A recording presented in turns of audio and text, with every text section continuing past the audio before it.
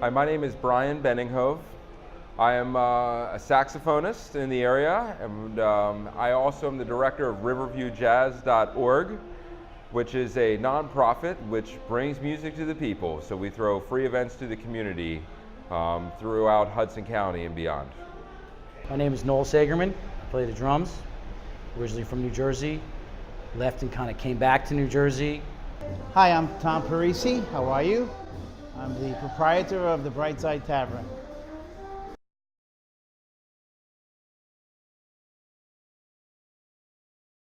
Well, you know what? I'm going to just start from the beginning. You know, I built a bar that kind of resembles a little bit of a Cheers kind of bar, with a nice rectangular bar, but I've had two other charming rooms that was originally a bar, but because I created some new space, it opened up a room that was really just perfect for music.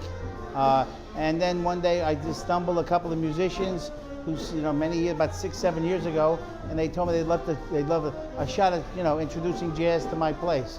Well, being 71 years old, I said, really, jazz in my place? Well, folks, I never looked back.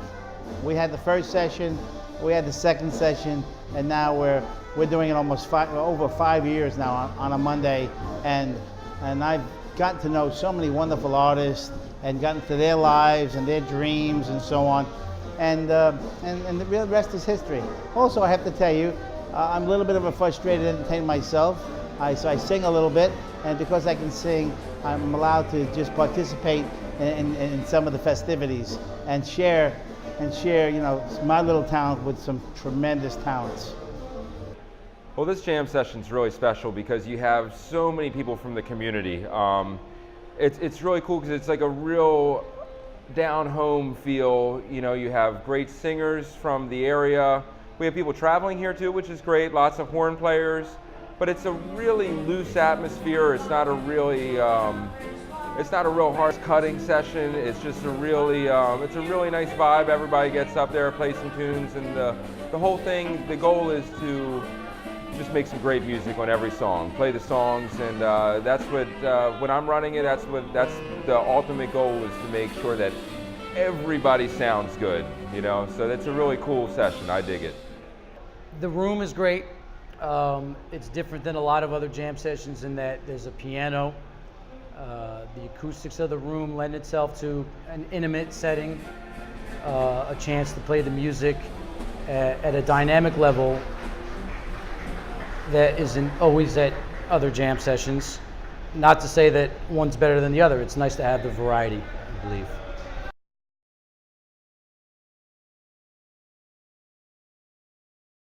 It's essential for any musician to go out to sessions, especially as you're starting your career. You get a chance to meet other musicians, you get a chance to gauge yourself. You always have something to go home and shed when you go to a jam session.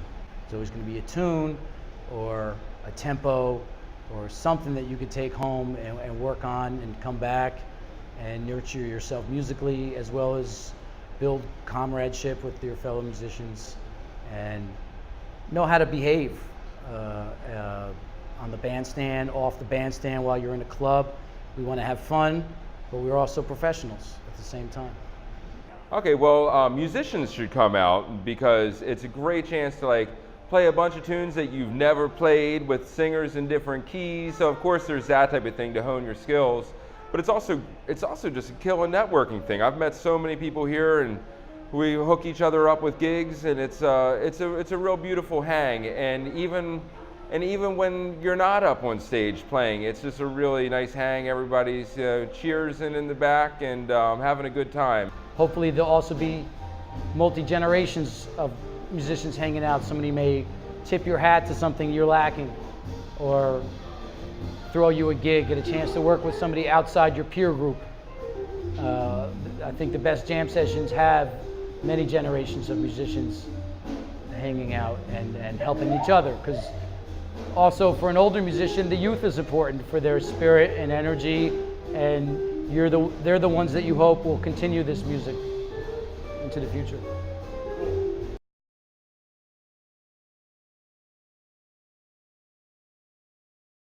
Well, Well, you know, it's one of my frustrations actually, because when you come for the first time and see and witness, and even if you're not a jazz lover, you say, I'm not so sure I like jazz.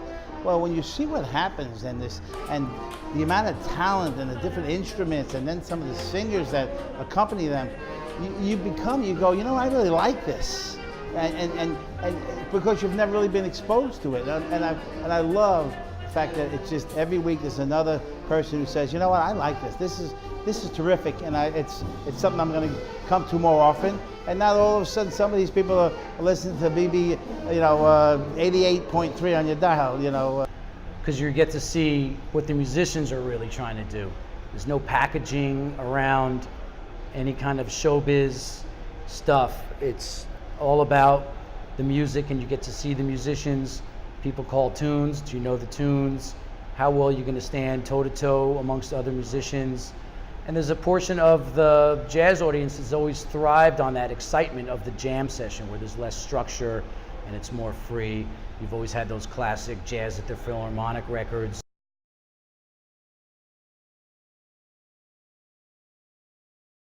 Well, Jersey Jam Sessions are so special because there's so many killing cats playing. You don't know who you're going to run into. Man, you run into so many amazing musicians. You got guys from, first off, you have some of the greatest musicians in the world live right here in New Jersey. You have also a lot of cats from New York are coming through left and right because everybody's playing around. I've met some of my closest friends at jam sessions years ago when I was younger, and I'm still working with them today. And it's also just, the cool thing about Jersey Jam Sessions too is I'd say there's a real feeling of community going around, and that's everybody wants everybody to do good, and we all want the clubs to do good, and we want the musicians to do good, and I think that's a really hip thing. It's not I never feel a type of animosity or any type of coldness, I would say, at most sessions. It really, it feels very warm and inviting, and everybody's about the music, and that's what it should be all about.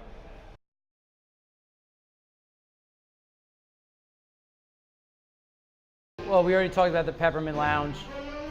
When the Peppermint closed, the same cats went to the Crossroads. So there was only a 1-week break. Rodham was able to get the band in at the Crossroads, and that continued until just a couple years ago. So that was a continuation of the Tuesday nights of the Peppermint Lounge jam session. And then Cecil's opened in 2003, and Bruce Williams was running the jam session, and I was extremely fortunate to be the house drummer for that, for the entire existence of Cecil's from 2003 to 2012. And that solidified some of the relationships I had. It built a lot of new ones. It was a great place to play and hang. Of course, Cecil Brooks, a great drummer, owned it, so it was very conducive to the kind of hang musicians like to do. We would stay there till all hours. A lot of discussions happening after the music was over, and that's all part of it too. So that was a good venue for that.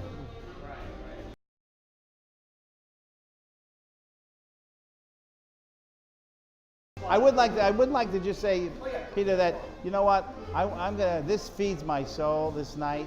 Okay, every owner has to make money to pay the lights and so on. But no matter what happens, I'm doing this jazz session on a Monday until I check out. So I hope whoever watches this film, that they visit the Brightside and say hello to me. Okay, good night, and thank you so much.